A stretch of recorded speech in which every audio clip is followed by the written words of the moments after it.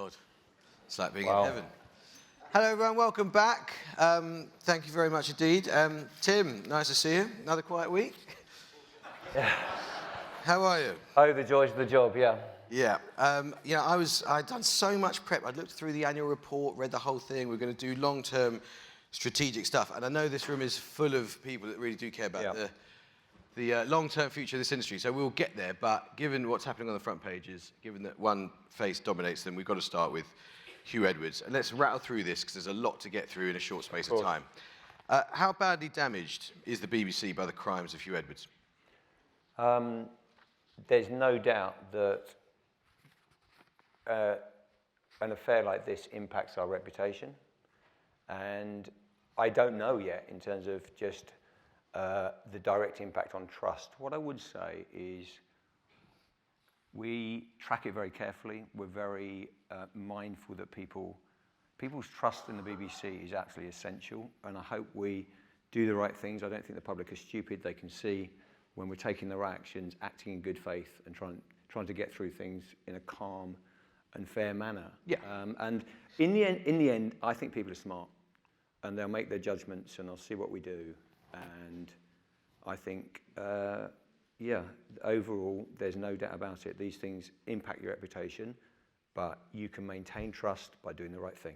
And the decisions that you've made involve difficult trade-offs, which we're going to get to. Just before we get to some of those decisions, again, let's just rattle through this. Will Huw Edwards work for the BBC again? I can't see that happening. Why not? For obvious reasons.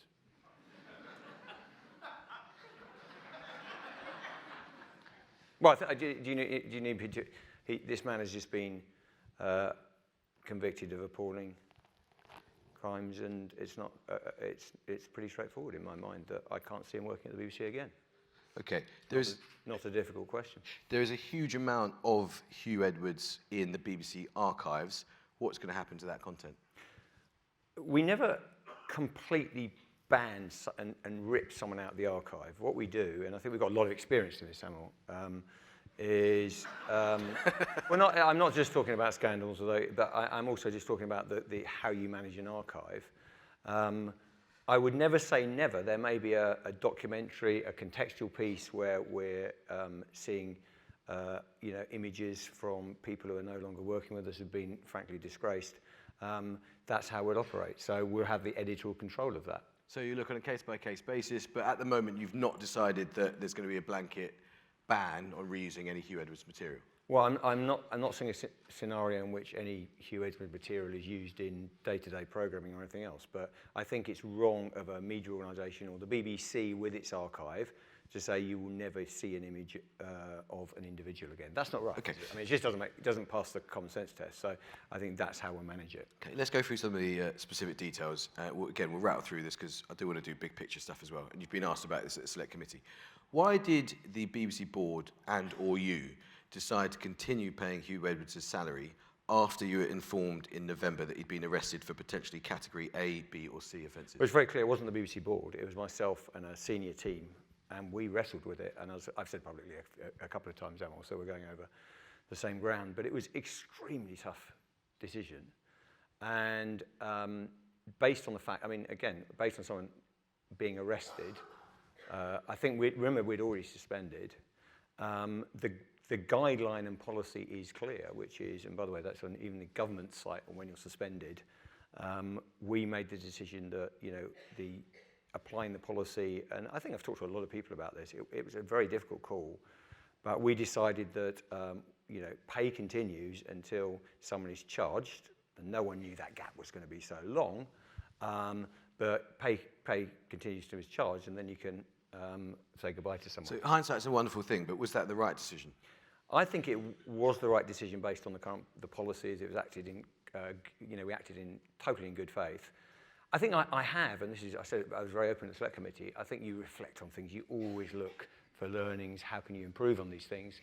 And I think there is something. It's very specific, by the way. It's a specific policy point, which is there a way in which when you're suspending someone, you cannot pay them once you've got an arrest? Could you put it in a separate pot and say, we're going to wait until we find out what happens, whether or not you get charged?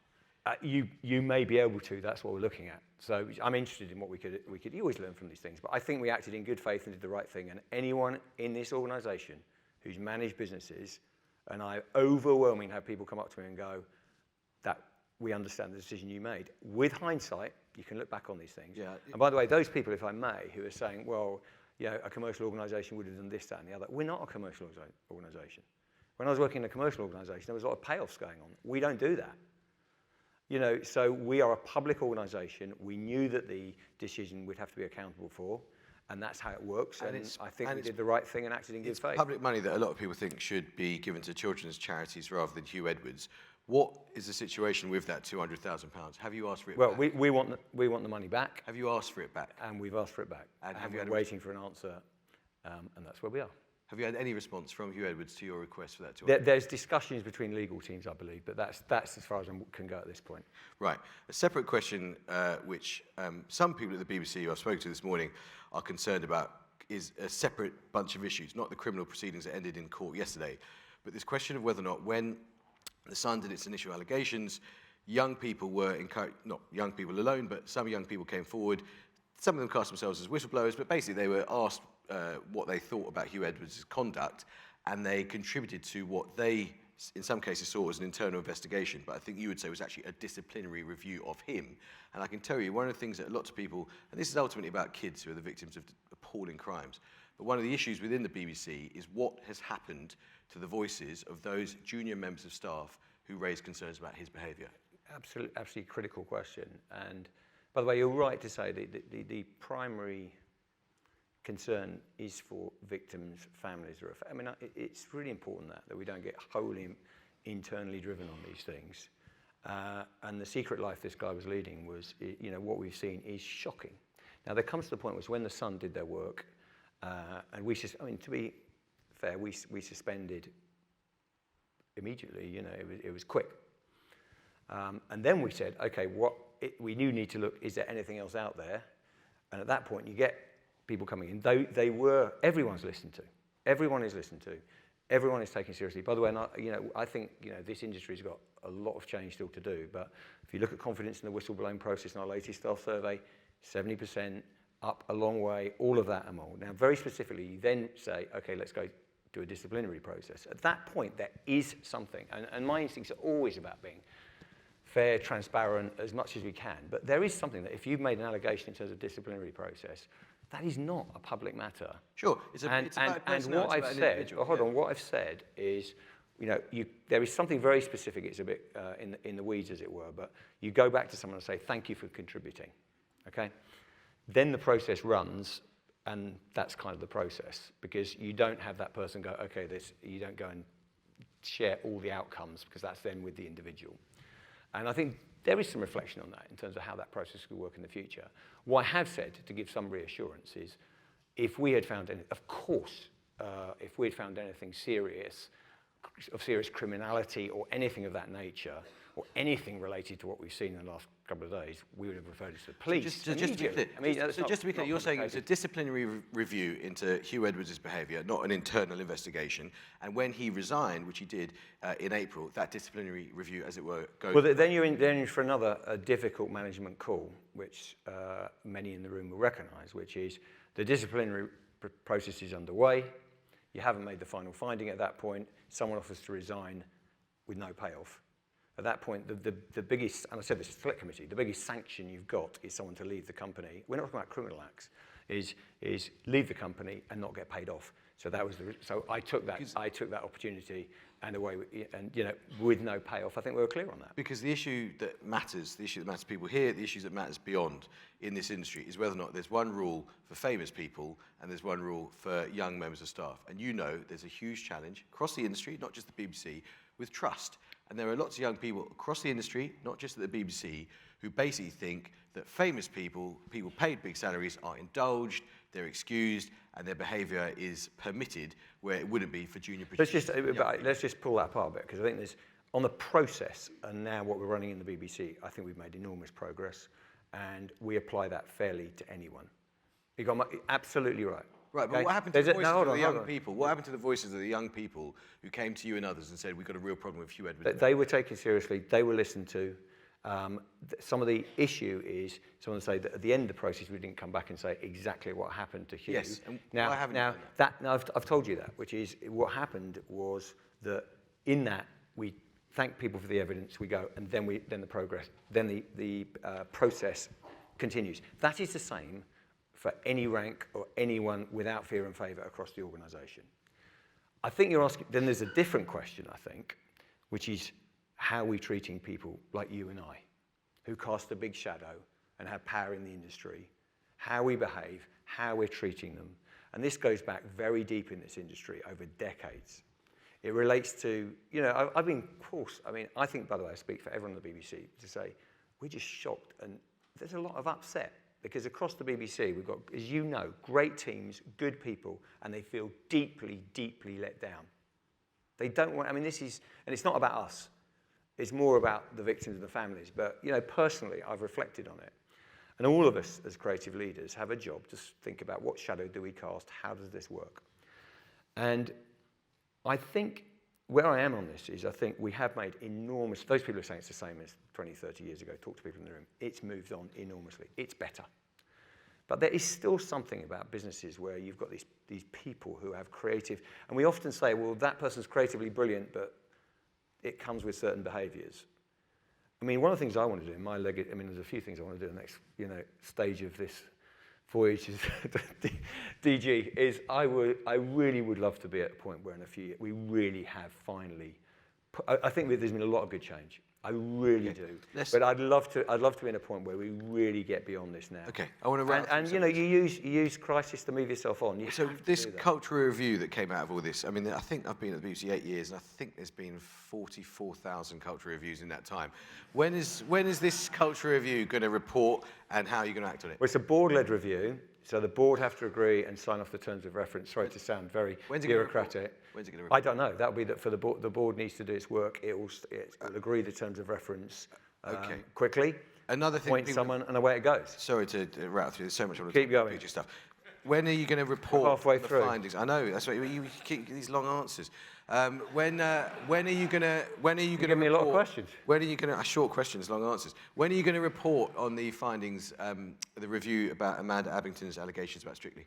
We're pretty close to at the end of that work. Don't you think it would have been useful to have reported before the new Strictly series started? Many things in life would be useful, but we have to do the process properly. Did the senior executives at Strictly take their eye off the ball when there was a culture of bullying underneath them? I think we need to do the work on the review and see before I start opining on those kind of conclusions. Okay, because you look at all these issues I know you care about. And there are lots of people in this industry who know that one of the big challenges facing this industry is this idea that talent get indulged and excused. Well, I've said what I've said about that. And you think that that's unfair? You think it's an ongoing thing that we've got to look at? I think it's just a constant work in progress. Yeah, I do. Okay. I do. And I think we know it in the room. I think we're all at it, and that I am optimistic, weirdly, despite some of the days I have and some of the issues. I am optimistic that the place is changing. The BBC is now over 50% women. I think the environment's different. I think this is why it hurts so much when these things happen. But we have to prove we're only as good as our actions. So you have to get on with it. The world is changing. In the last decade, according to Ofcom, daily broadcast TV viewing from 16 to 24-year-olds fell by 78%. That's not all viewing, it's TV viewing. What are you doing to get 16 to 24-year-olds not just engaged with BBC content, but paying for a licence fee? Well, we're completely repurposing the BBC. I don't think public service broadcasting is locked to broadcast. In fact, it's public service media now. Yeah. You heard Ted talking about,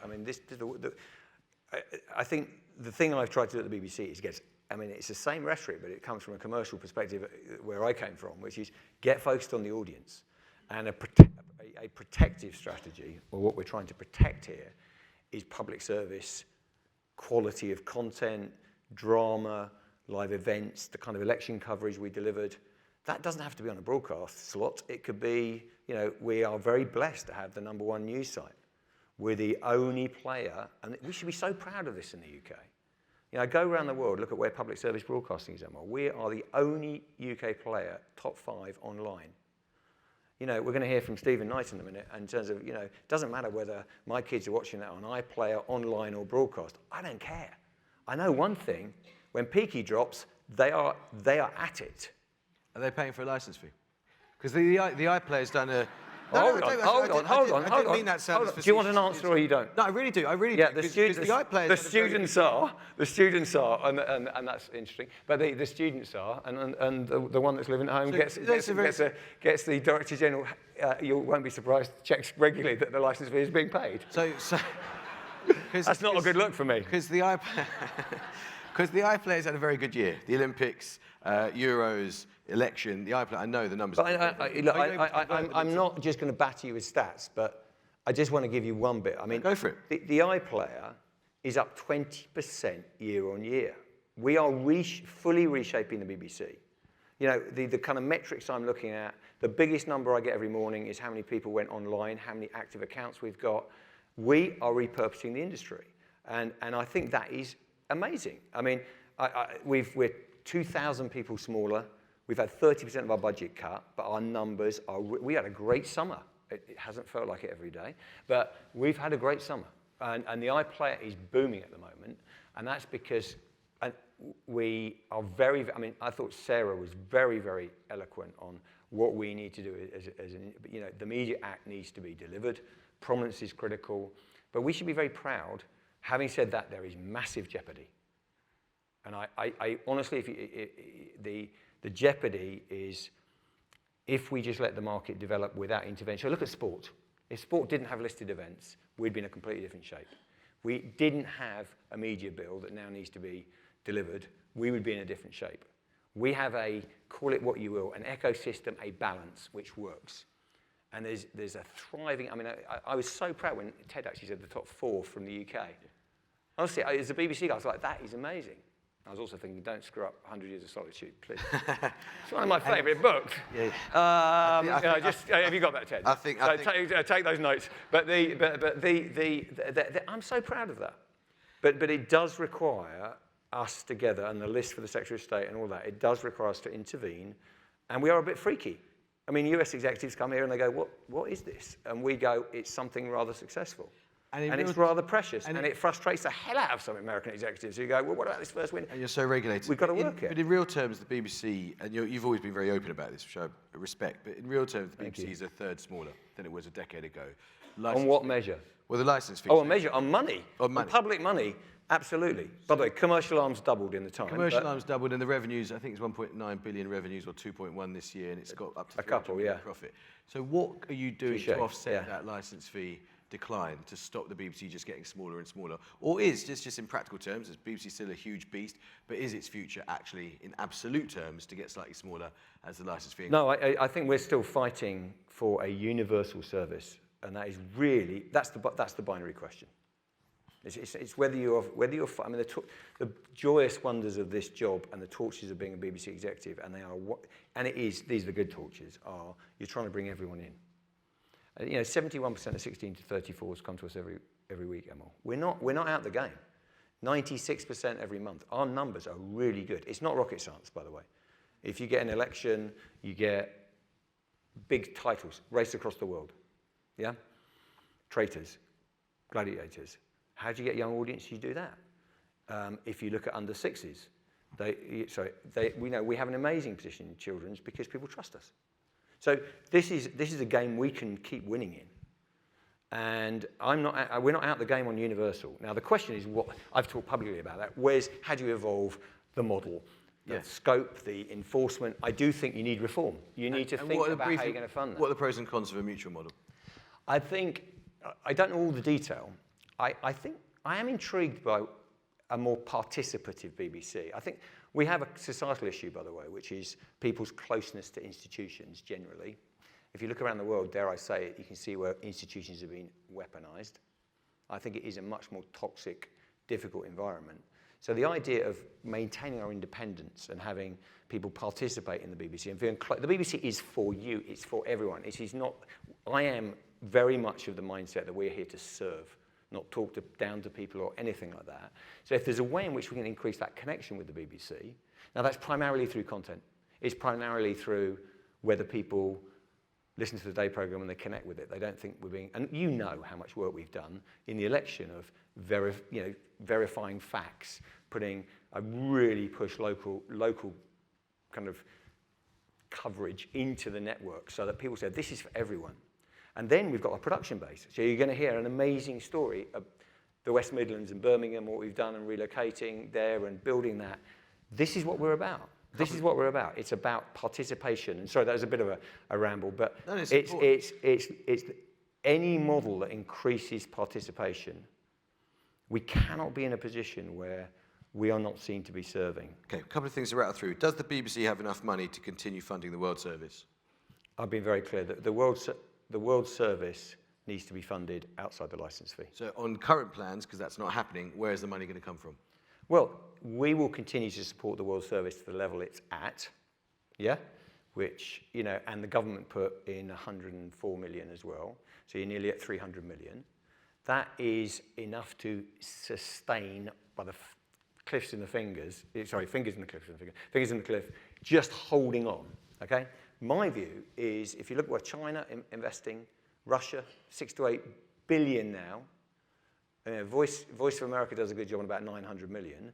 I think the government and us and all of us have a real choice around soft power and the UK's mojo abroad. I mean, when I go around, if I want cheering up, by the way, just take a go anywhere and talk about the BBC and what the UK is. David Cameron. We need to invest in it. David Cameron said similar to the Lords Committee recently. On the very exciting subject of governance, at present, half the non-execs on the BBC board and the chair are appointed by the government. Do you think that the BBC board should appoint the next chair independent of government? I'll leave that to others. What I think, the reason I'm there is because I've got to have an opinion on everything, but I think one of the things that is I do think what I'm going to say, the independence of the BBC, without fear or favour, utterly essential.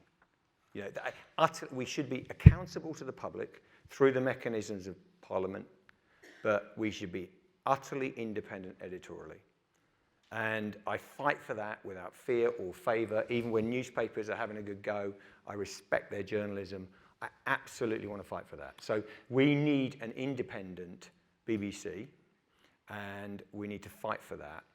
And look, the truth is, you want to be in a position where you're strong enough to withstand. I mean, the amount of incoming now on reporters, journalists, executives. Are you feeling that heat? Are you feeling the kind of? No one would accuse you of being a snowflake, but are you feeling that kind of? Snowflake? Are you in the woke or in the? I'm saying no one would accuse you. I know I've seen some of the stresses you have to deal with firsthand, and I think you're quite tough. But are you feeling that kind of? Do you know what? Avalanche? I mean, actually, I think the atmosphere gets a bit febrile now.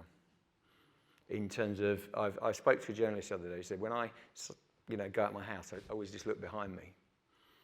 And I think as a society, we've got to reflect on that, Amol. I mean, I'm not, as you say, you have to.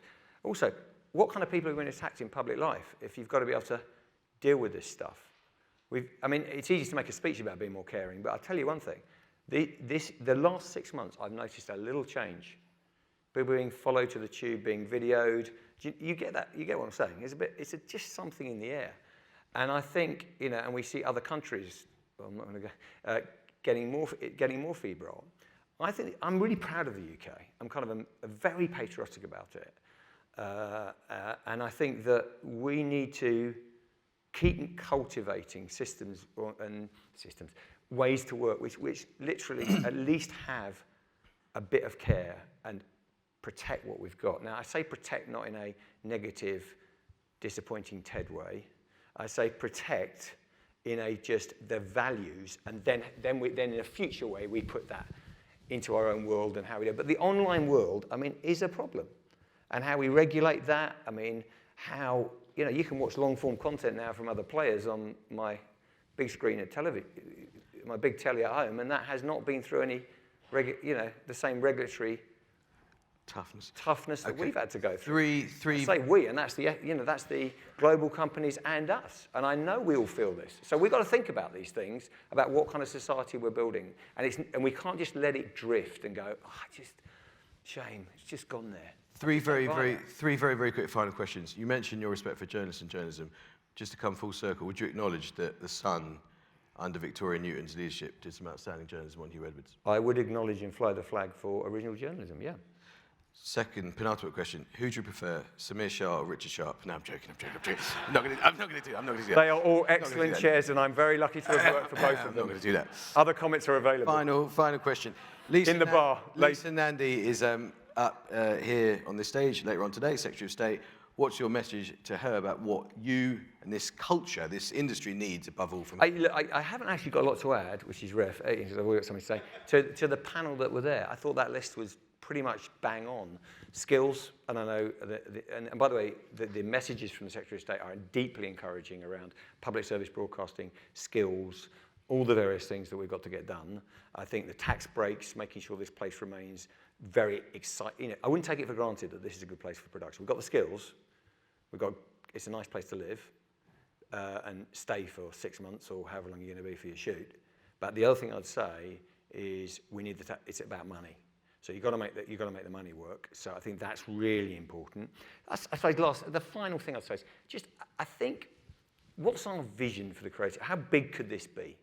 Because I would agree, by the way, we're going through a very tough spot. I go through, various parts of the UK all the time, and more medium, small indies are coming to me and going, look, just make sure you give us, we are desperate to keep the BBC business because it is more pressured, there's less content coming through, we've got a lot of studio space. But long term, beyond that, I am very optimistic because of the quality of the skills here, the quality of the thinking, the quality of the storytelling. We're just about to hear some about that. We are better at telling. Look at our deep history. Deep history counts, and we are brilliant storytellers. And the craft skills here are second to none. And I think we're good people. So I think we can make it work. But I do think for all of us and the Secretary of State, we're now on the board as an economic growth sector. What does that look like in success terms? I would say we need to do a bit of work on. I'll just say one final thing, which is that I spent 6 years as BBC media editor covering BBC controversies on the BBC. In that time, I did hundreds of stories about BBC when it was in trouble for doing bad things. Not once did any senior person at the BBC try to put pressure on me, lean on me to be soft on the BBC. And similarly, just now, you didn't lay down any conditions and you said be as fearless and as tough as you want. And I respect that and I think it's a valuable thing. Can we all thank Tim Davie for a wonderful session? Thanks, sir. Well done. And